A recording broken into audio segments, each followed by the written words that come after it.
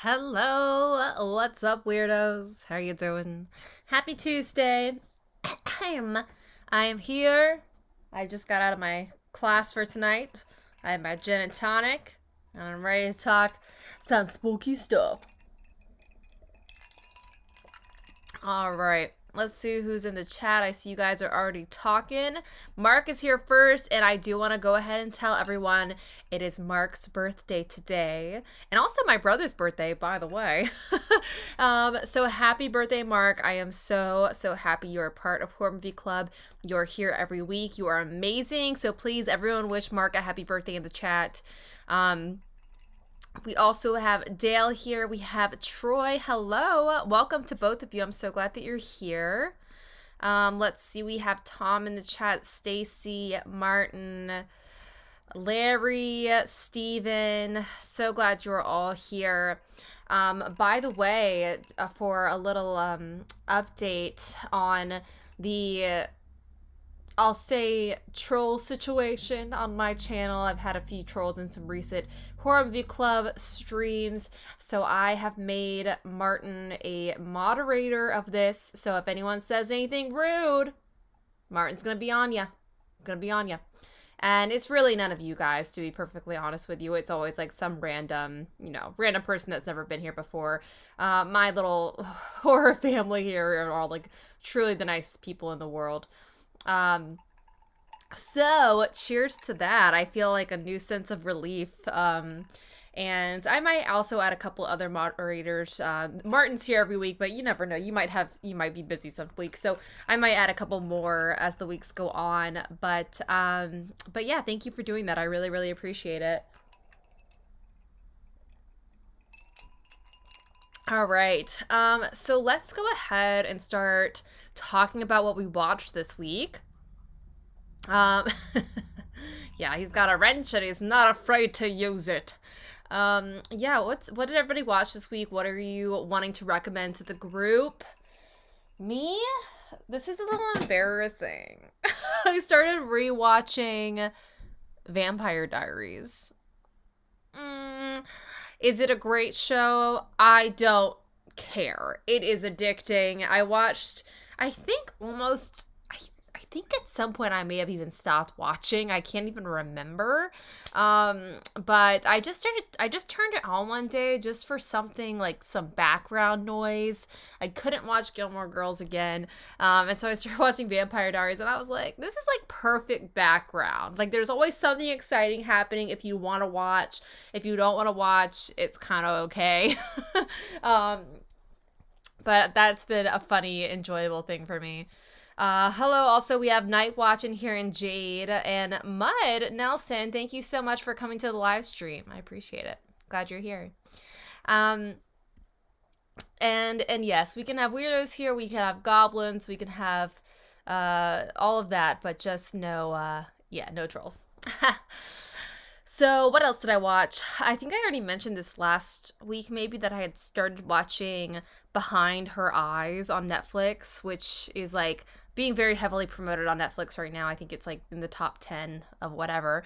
But it's freaking good. If you guys like kind of like domestic thrillers with a little oof, I don't even want to give even that away. That's all I'll say. And they're British and Scottish. It's just a really enjoyable, exciting, limited series. Behind Her Eyes. Highly recommend. What else? I really haven't been watching a lot of movies this week because it's been crazy. Guys, it's been crazy. So I don't know if you guys saw my Instagram, but this past weekend, I shot a short film that I wrote quite a while ago that I also acted in. So that was fun and exciting, and I really needed to make something, I consider myself a creative person and an artist, and I work in the arts, and it's been over a year since I've made anything. So that was really fulfilling, really exciting. You probably won't see it until like the summer. But yeah, I'm very, very happy with what we did over the weekend. School is pretty good. Definitely busy. I have to write a paper right after this tonight. And so, yeah, I haven't really watched a lot of movies this week, so I would really like to see some other people's as well. Steven looks like the same. Haven't had a chance to watch anything. It's a busy week. It's a busy week. I don't know why. Let's see. Mark watched Strangers Pray at Night. Rewatched Saint Maud and ate for silver. Awesome. Well, Saint Maud is so good. I'm glad that you enjoyed that one. Well, I didn't mention that, Stacey. You just reminded me. Travis and I are watching WandaVision, which is so excellent. It's really it's just like it's like the olden days. Like our Friday night ritual is watching the new episode of WandaVision. And in streaming culture, that's not so much a thing anymore because we just binge stuff. But it is very fun to be like, oh, like we have to watch it on Friday because everyone's going to be talking about it. And we've really been enjoying that series. The format of that show is mind-boggling. And I really am impressed with what they're doing with that series. So that's cool. It's really hot in my room. I don't know why, but I don't want to turn the fan on because it's loud. So I'll just drink. Yes. In terms of some things I'm very excited to watch this coming week, Lucky, which is a movie I've been waiting for a while, is coming out on Shudder on March 4th. I'm really excited about that one. There's also this movie I've been looking forward to called The Stylist. These are both horror movies.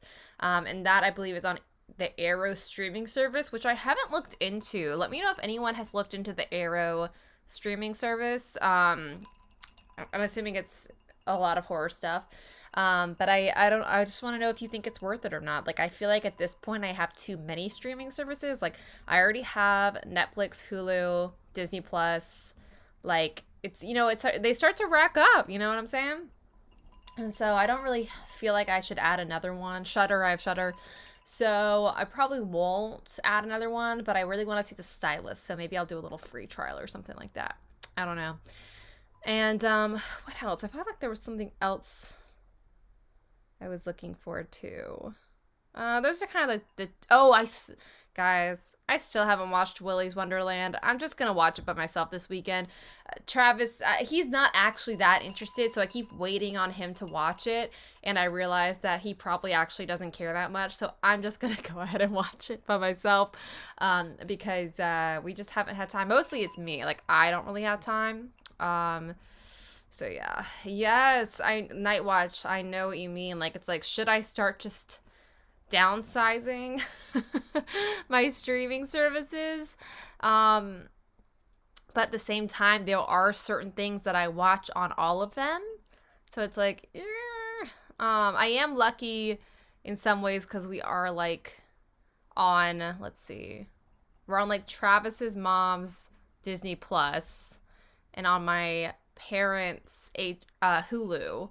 So that does help a little bit. Whereas like family members are each kind of paying for different services and then you just all share. That's really the way to go. That's really the way.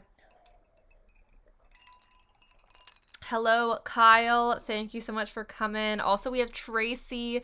Hi, I'm so glad you're here. You are just in time because it's 8:10 and we're gonna get started here talking about Halloween. So, as you guys might have noticed on the social media, etc. Oh, thank you, Dale, for your tweet. I just saw that. We are doing John Carpenter month. It was really fun in December to do a director and kind of look at, a director's trajectory and how their films evolve over time. And I think this is going to be really fun to do another one. And I think we can kind of switch off like this, like do something that's a little bit more thematic based and then do something that's a little bit more of a person's work. So we'll maybe switch back and forth a little bit. Also, hey, Brandon, glad you're here.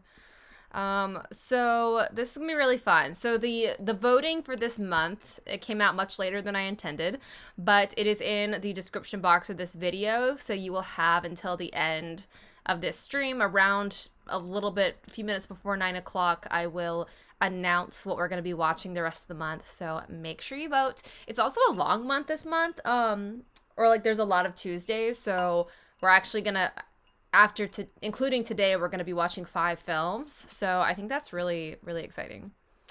You'll also notice I didn't put Ghost of Mars on there because we already talked about it, in case you were wondering.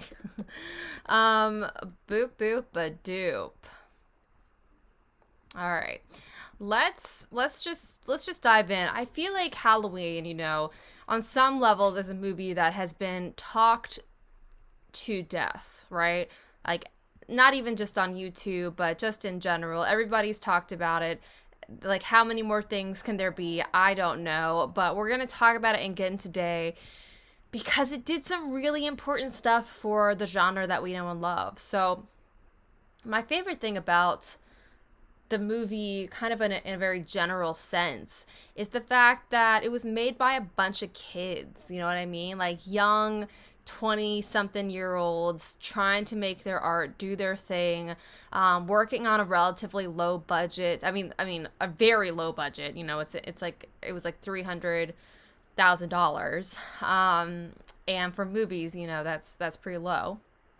And so it's just really exciting to see how much they were able to do and how much of a lasting effect it had, which is just very, very cool. So before we really dive in, let's talk a little bit about John Carpenter and just give a little bit of an overview. He is an artist. Like, he is a Renaissance man. He is a obviously a director, a screenwriter. He is a composer. His music has, of course, been a lot of his films, but also just released as well. He has produced, he has acted. Like, he is just a freaking film artist and is so, so cool.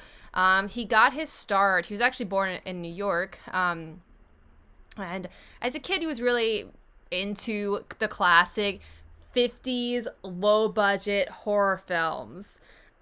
One of the ones he's talked about in interviews is, of course, The Thing from Another World, which he would end up turning into The Thing later. But so he was really inspired by those kind of like low-budget, kind of gritty, but fantastical movies. And he went to film school. He went to film school at USC in the late 60s. And I think his first, let's see, I'm literally on his Wikipedia page. The first short he did was called Captain Voyeur. And apparently they did find it in 2011 in the USC archives. I would be interested to see what that looks like. But his first major film as a director was Dark Star.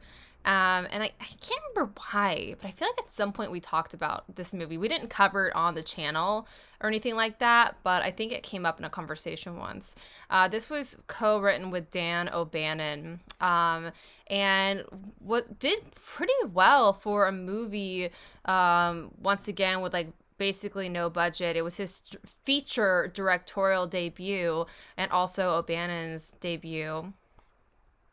And they wrote it while they were students, and I believe they started filming it after they graduated. Maybe that's wrong, but I'm not super sure.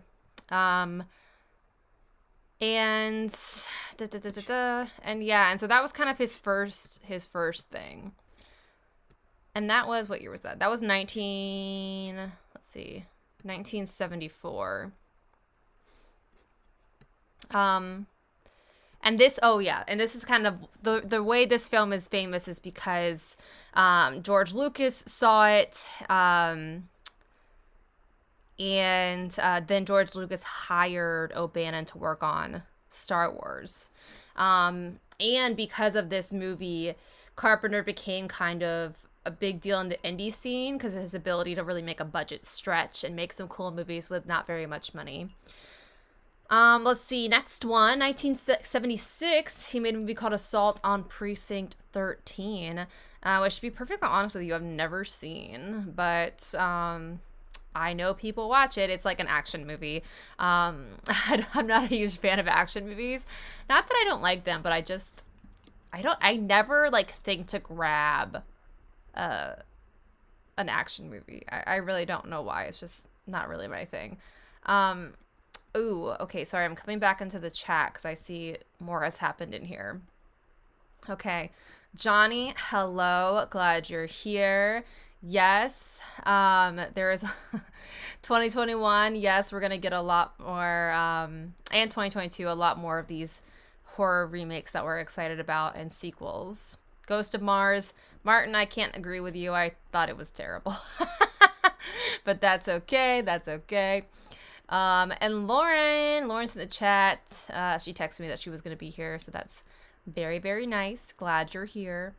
And to be perfectly honest, no offense, I don't like the third film. I think it's so boring to be like Halloween 3. Like I the concept is kind of fun, I guess, but I just find it completely boring. But to each their own, that's why we're all here. Do. I think.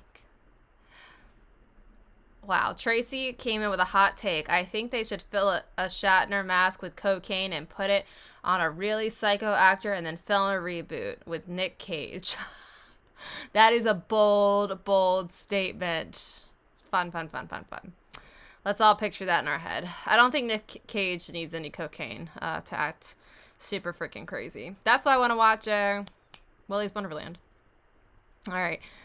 So then, after Assault on Precinct 13, he started working with Deborah Hill, who would become a longtime collaborator with him.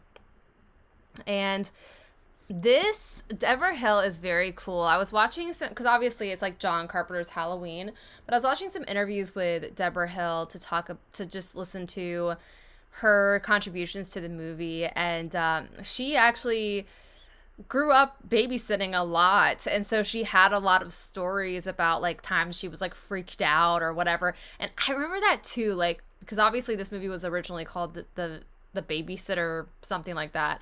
And when I was a kid and babysitting for the first time, I would always get super paranoid because like you're a kid babysitting kids, and so I'm just like expecting something terrible to happen. Like one time I was convinced the house I was in was gonna catch on fire. Why? I don't know. Just I don't know. When you're in charge of small children and you're a freaking teenager, like very, very stressful. Very stressful. So she brought some of her experience in that.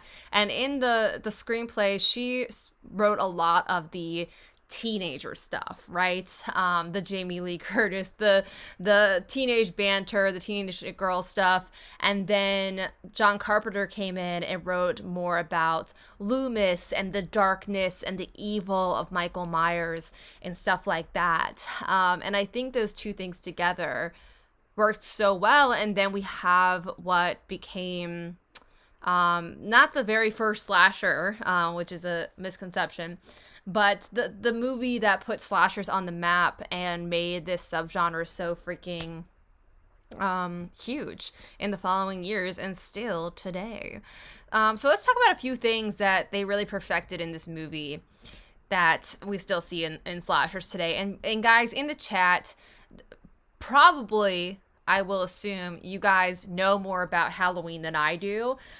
This is a franchise that I have definitely seen, but I'm not obsessed with. And I know there are some people that are freaking, they know everything about the Halloween movies. So if you know something I don't know, you better put it in the chat. If you have some hot gossip or something cool to put in there, please put it in the chat. But let's get into it. So the first thing we have is the cold open. Right? Cold open. We see this in a bajillion horror films. And in this cold open, we get a couple of fun things. first of all, we have the POV shot, which we also see in the 1974 Black Christmas, which some people call the first slasher. Like, who knows what the first slasher was? Like, what are you considering a slasher? I don't know. But you do see that in Black Christmas as well. But the POV of the killer, which of course ends up being a child, Michael Myers, he sneaks upstairs after his sister's boyfriend has left and walks in. This is actually going to be funny. So walks in on his sister topless and brushing her hair. And Lauren, I remember, has probably said this on a podcast or said on something that she just hates when in movies girls are just staring, brushing their hair before bed, which is just not something that girls do. If you're wondering, we don't do it. Especially topless, to be clear. So yeah, and then Michael Myers, right before he walks in on her, puts on the clown mask.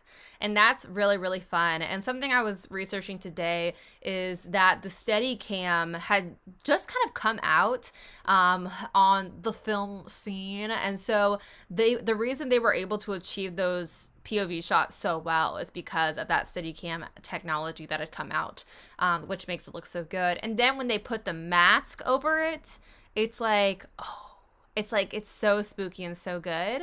And then, of course, he kills his sister. That's the first kill of the movie.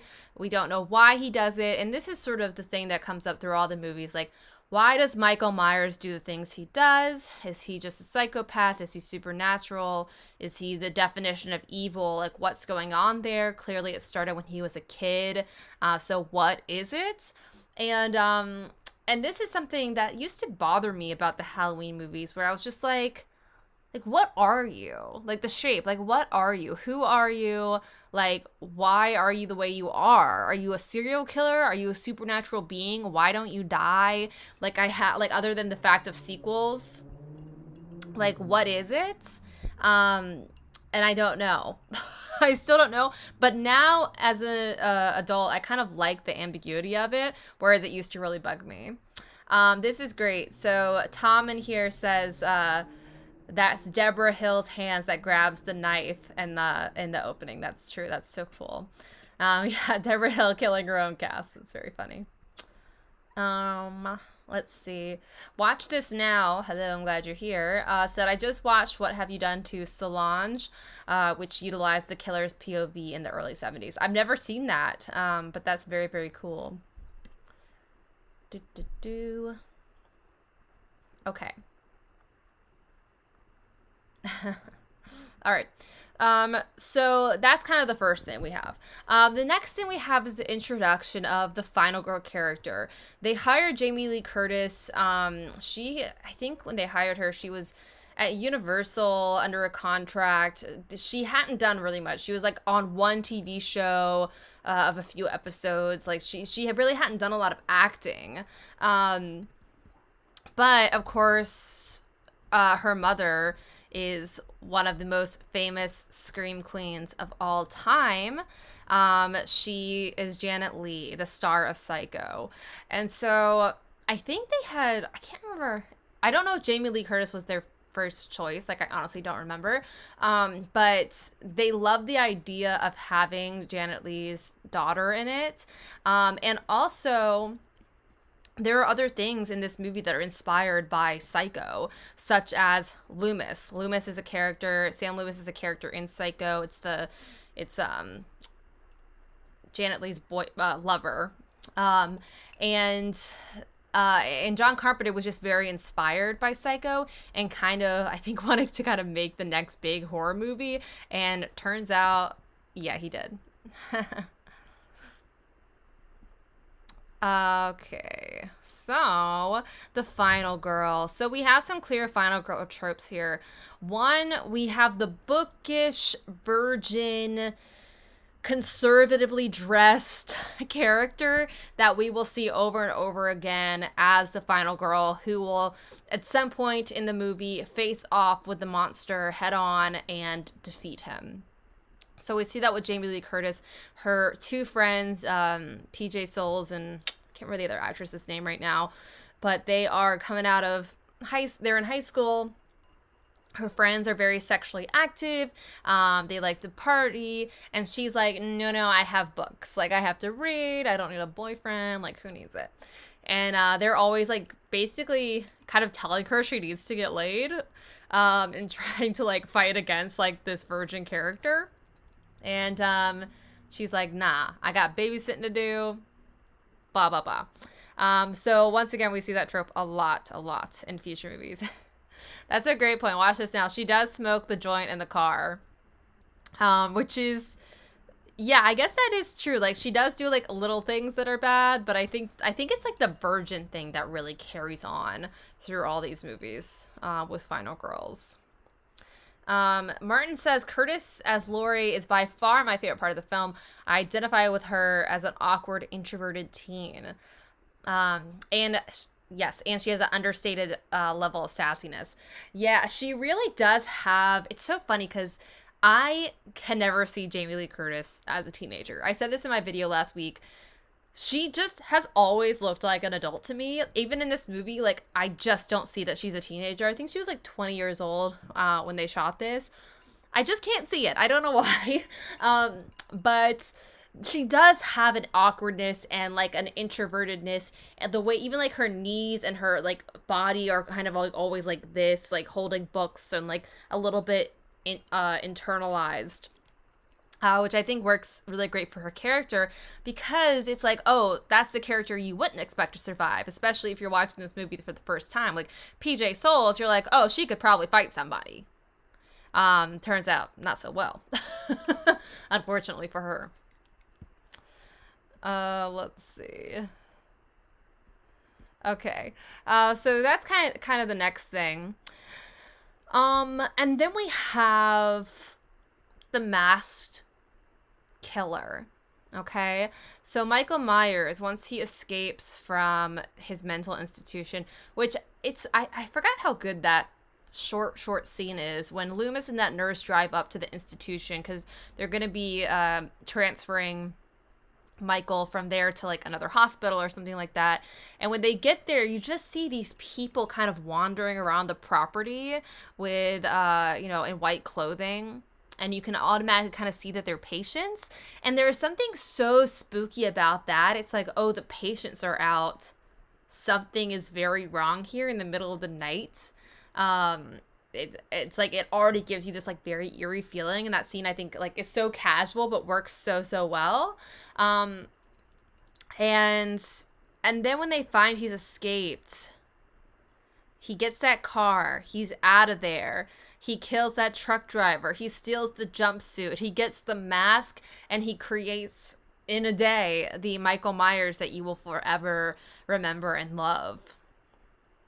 And the thing about these male killers in these slasher movies, like in Michael Myers, is not the original male killer in horror films because we've always kind of had that, but the way in which he stalks, the way in which he walks, he is not expressive. It's very interesting.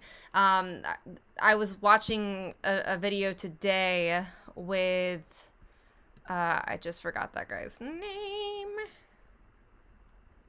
Guys, who plays Tony Moran? Right? Yeah, I think it's Tony Moran. Who's playing... Oh, wait, is that not right? Sorry. Who plays the Shape? I told you I really don't know these movies that well. Nick Castle. Whew. Nick Castle. So apparently Nick Castle went out to John Carpenter when he was doing, like, his first scene, which was him, like, walking across a lawn. And he was like, John, like, what is my motivation? Like, am I crazy? Should I be twitchy? Should I be weird? Am I running around? Like, how am I doing this? Like, what is this character? And I just love that they're asking that right before they shoot the scene. But John Carpenter was like, just walk. Don't think about it. Just walk. Just walk. And it's like, oh, just walk. And there's something and that's kind of what makes it so eerie and strange, because he doesn't seem angry. He doesn't seem it's that kind of serial killer thing where it's like there's nothing going on there, which makes him that much more terrifying. Come into the chat.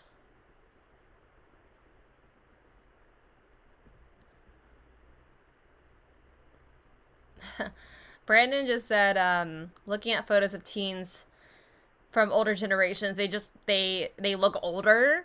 And I think that's probably a little bit true because of the fashion styles of the times, the hairstyles of the time. But I don't know. I do think that is kind of true. So the other thing about the male killer trope is the phallic shaped weapon, right? It is somehow a male that is repressed in some way, killing women with a phallic shaped weapon. If you guys haven't read Men, Women, and Chainsaws, that's a really good book about the slasher tropes and just about final girls and all that stuff. It's a really interesting book. But that, you know, is then forever a thing, right? What else? Let's see. Oh, of course, classic. If you have sex, you die. This comes up over and over and over in so many horror films, so many slashers after this. And we have both the sexually active young female characters and the males as well. As soon as they're sexually active or going to be, they're dead. And one of my favorite scenes of the entire film is PJ Soul's entire scene with her boyfriend into her death, into I guess that's at a different house, but into finding the Judith Myers tombstone. Like, all of that I think is just so freaking awesome. So PJ Souls, I keep saying PJ Souls. What is her character name? Linda? Is that it? Yeah, Linda. Linda's having sex with her boyfriend. He goes downstairs, and when he comes back up, he's got that sheet over his head with the glasses. And there is something so brilliant about that because, well, of course the movie's called Halloween, and they're playing on fears associated with Halloween. And so we have pumpkins throughout, things like that. And then they have this sheet over this guy, which would typically be like the lamest costume ever, right? Like, I'm a ghost. I'm a ghost. Lamest costume ever. And turns out there's actually a killer underneath it, which I think is just so, so brilliant. And then, of course, the strangulation with the telephone cord is also quite good. I think the kills in this movie are kind of classic and great. But I don't know. I really like the telephone cord death. And also, we have this moment where she's called Jamie Lee Curtis. She's called Lori, and she starts struggling, and Jamie thinks it's like sex sounds, and then the switch between like the sexual to the dangerous. Excellent. So good. And like kind of having, and a similar thing happens in Black Christmas with the phone calls being explicitly sexual and gross while also being extremely dangerous, and putting those like fears towards women is in kind of all these movies. Lauren just recommended a podcast in the chat, Halloween Unmasked. Never heard of it? Sounds awesome though. Everybody check it out. Check it out. Or if you've seen it, let us know, or listen to it. And yes, okay, yeah, we can also talk about Donald Pleasance. Let's talk about him now, and then we'll talk about the final fight. Yeah, Donald's awesome. He was only on set for like 5 days, because I think they were like, the budget was set at $300,000, and then John Carpenter called his producer. They had tried to get some other like horror legends. They had tried to get I can't even remember, but it was like famous people from horror movies. They had all said no. And then Donald Pleasance was like, sure. And so they called and said, hi, I need $20,000. Donald Pleasance is going to do the movie. And so they gave him the rest of that money. They hired Donald. And then John Carpenter and him had a meeting. And this is a little interview tidbit I watched today with John Carpenter talking about it. And Donald Pleasance, like, the only reason I'm here is because my daughter liked your first movie.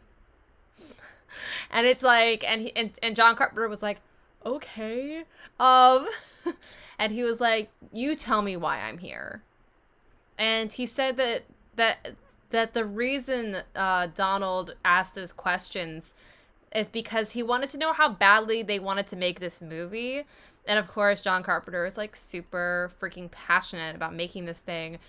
So Donald Pleasance is like, cool, awesome.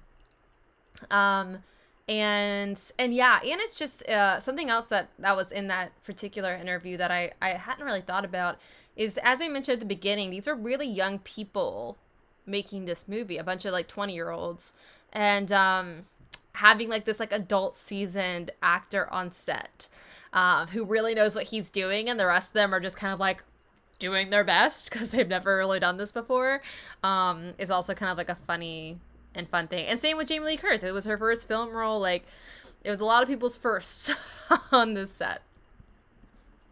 But yeah, he's super great. I love the Loomis character because he's been a part of Michael's life since he was first taken in when he was, I think, 6 or something.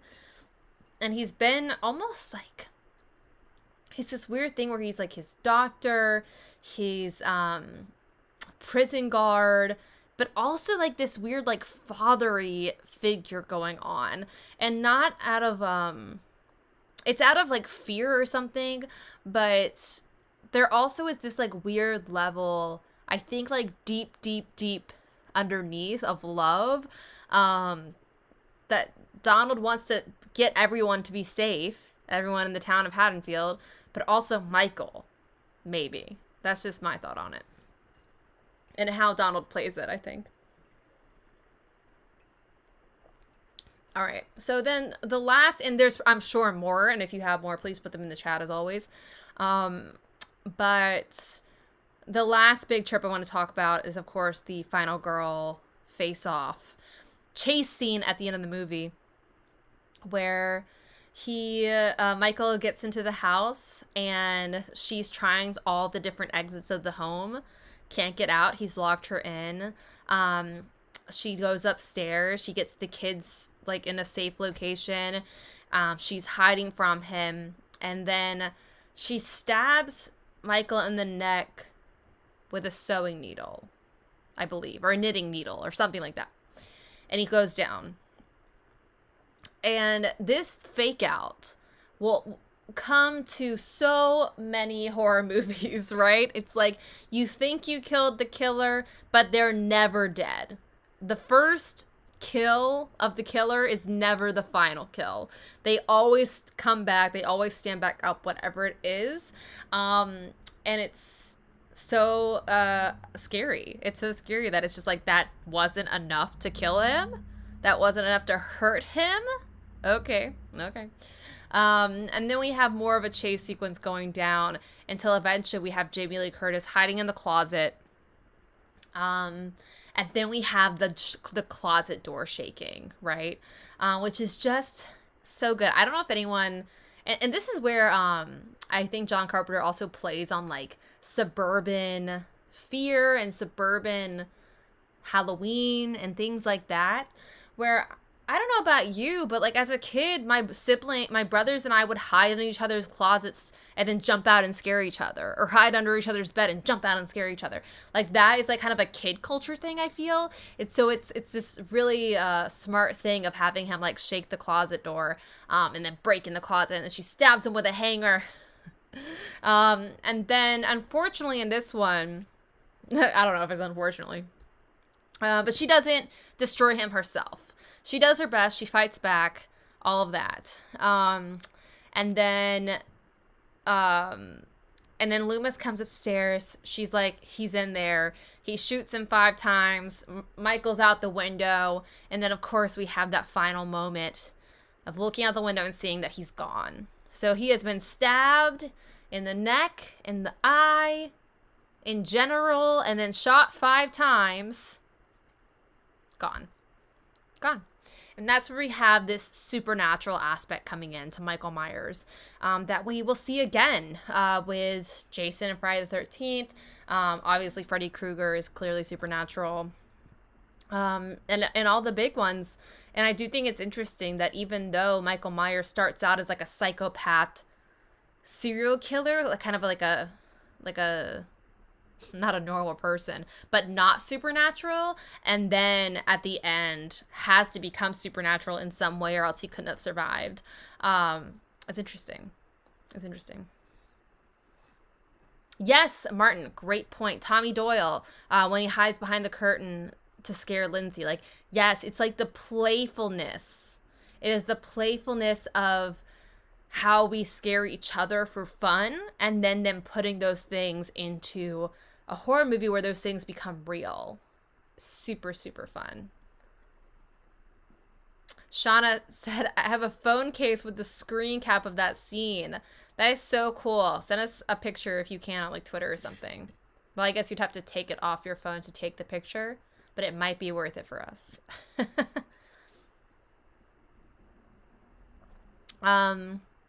Whoever mentioned, where is that? Phenomena.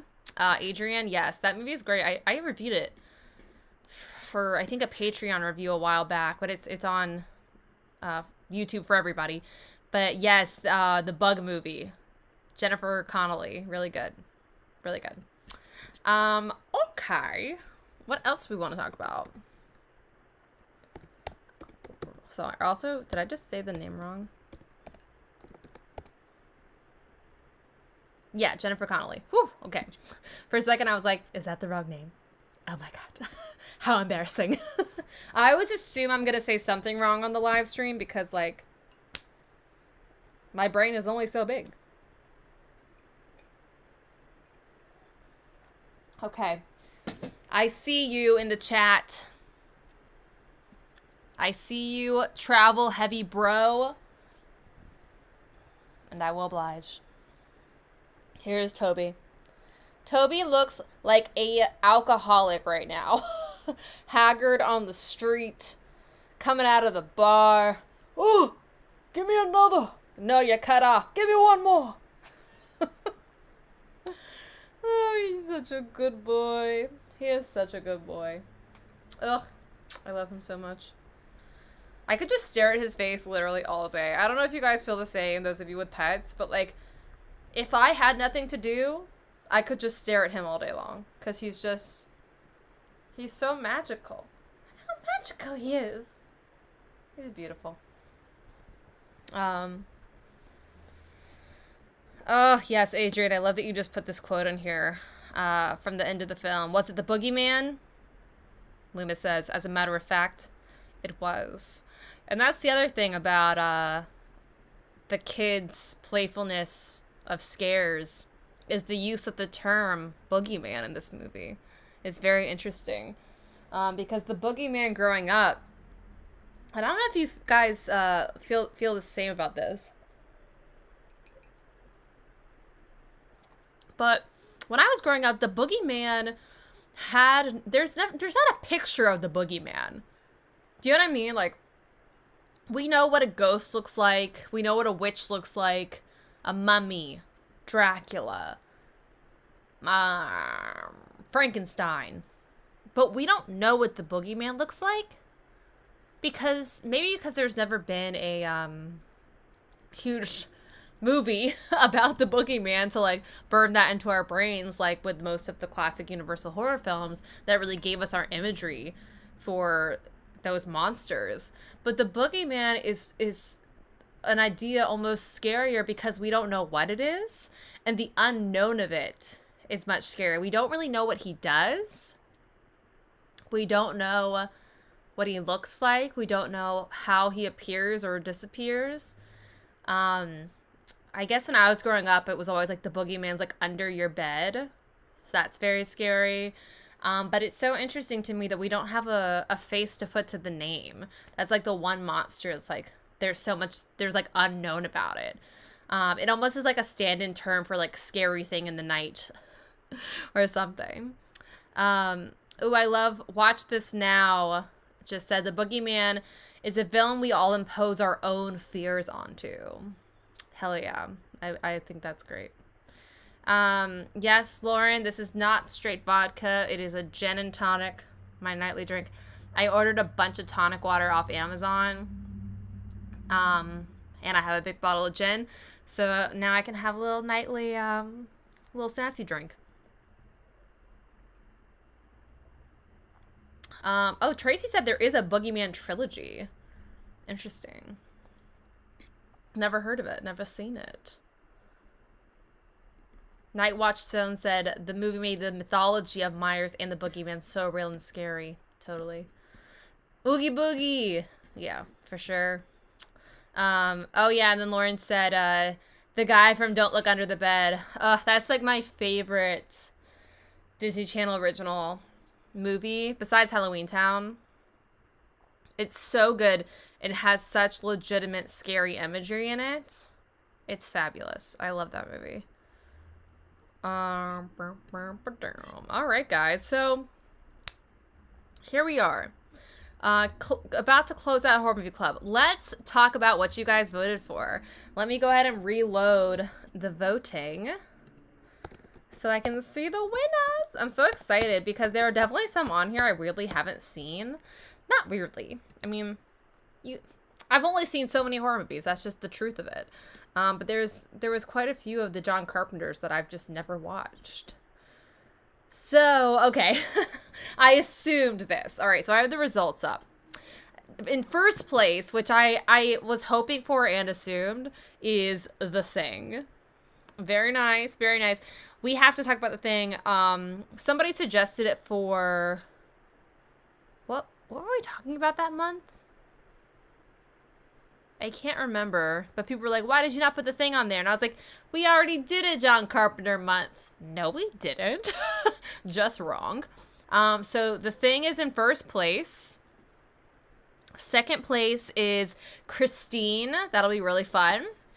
Third place, The Fog. And then we have to pick one more. And there is a three-way tie, actually. The three-way tie is between They Live in the Mouth of Madness and Village of the Damned.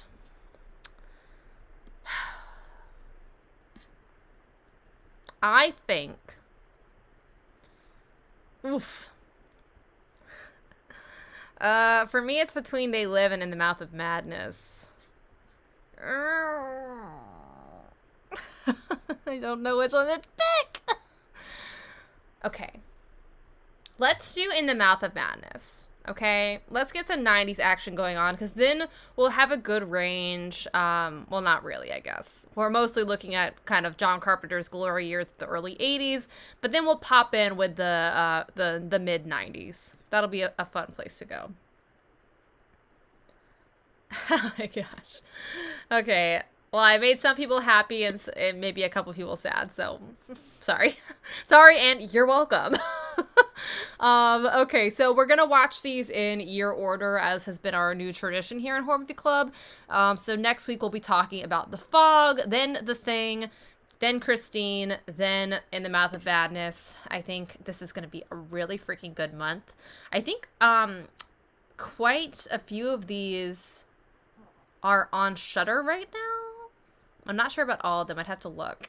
But I think In the Mouth of Madness is on Shudder.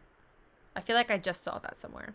I might also watch They Live just for funsies, because that's one I've never seen, and I know it's like more lighthearted, right? It's like a fun movie. Not that they're not all fun, but you know what I mean. So I might just watch that one just for funsies in addition. But yeah. Oh yeah. Whoever hit the dislike button thought it meant I-like. Yeah.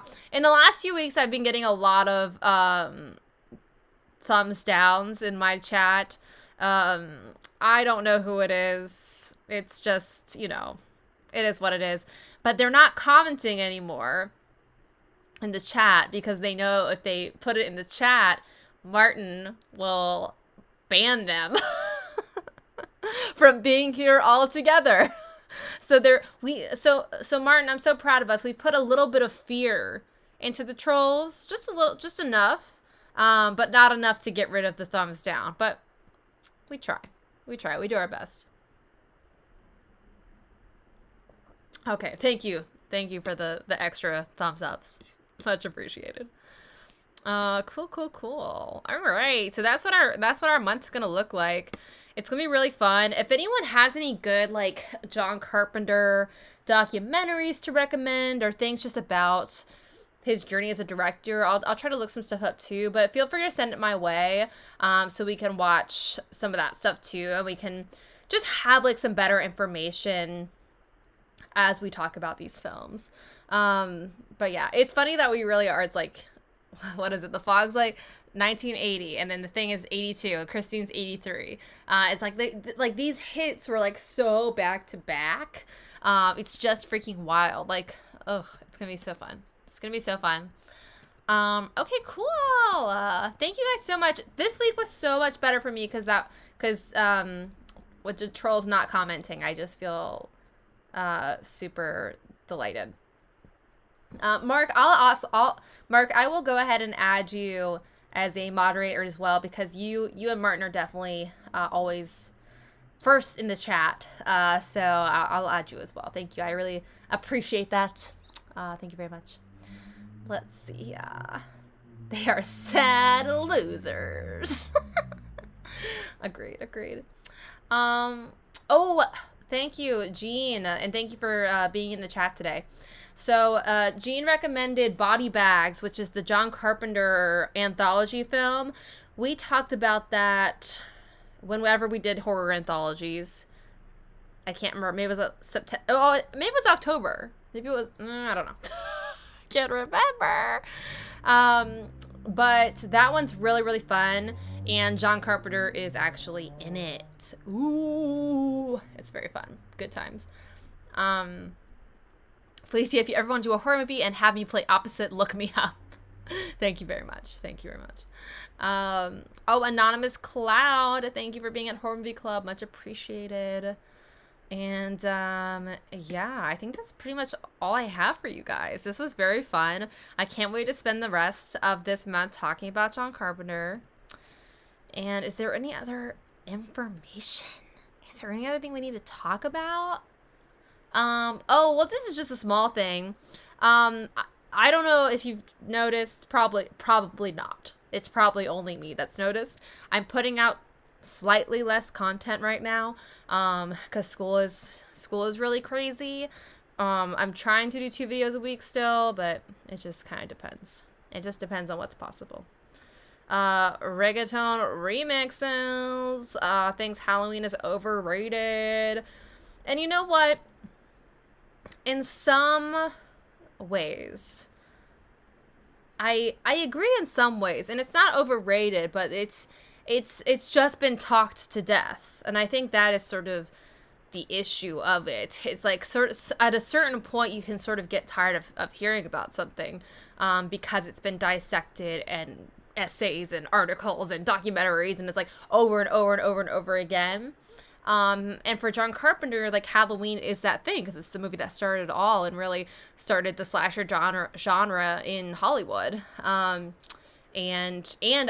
also like the independent horror movie model, or bringing that model back since the Universal days of cheap horror movies that make a lot of money, like Halloween, Texas Chainsaw Massacre. Like, these movies made bank for very little budget, and you know, Hollywood loves that. Hollywood loves a profit, and I totally get it. Yeah, Ghost of Mars, I don't like it. Yeah. I liked the people in it, and I was like, this is just not great.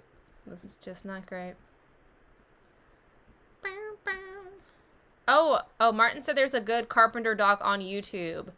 Okay, Martin's gonna send that to me on Twitter. I'll post it, or if you want to tweet it and I'll retweet it, whatever you want to do.